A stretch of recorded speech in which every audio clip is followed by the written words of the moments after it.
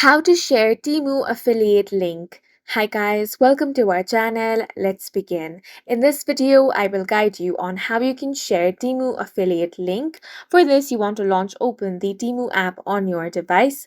Make sure to sign into your account. Now, if you do not have this application, you can head over to Play Store or App Store to download and install this.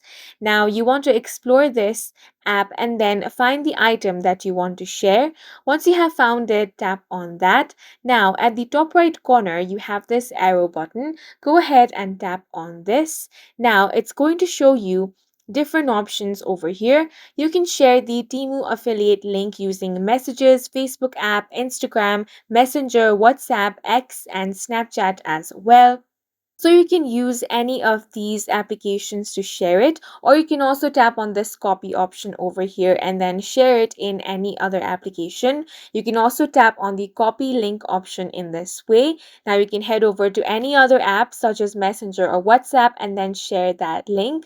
And these are some ways on how you can share Temu affiliate link. And that's it for this video. If you found it helpful, please make sure to hit the like button and subscribe for more videos like this.